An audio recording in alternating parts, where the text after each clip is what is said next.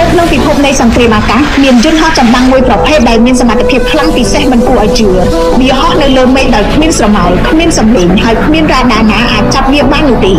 វាមានរហ័សនាមខ្មោចលើមេឃឬ Ghost of បេសកកម្មផ្អើលពិភពលោកនេះមានយន្តហោះប្រយុទ្ធសរុប125គ្រឿងចូលរួមនៅពីមុខអធិរាជទម្លាក់គ្រាប់បែក B2 មានកំពូលយន្តហោះ F35A Lightning II មួយក្រុមធំមកពីកងអនុសេនាធំទី34បណ្ដែតខ្លួនហោះកាត់ស្បៃរាត្រីអាមេរិកឲ្យដឹងថាយន្តហោះទាំងនេះគឺជាអ្នកបើកផ្លូវនិងបិទបញ្ចប់ប្រតិបត្តិការ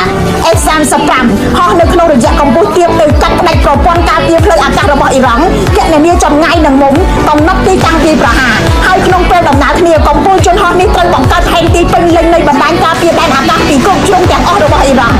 នៅពីលើ F35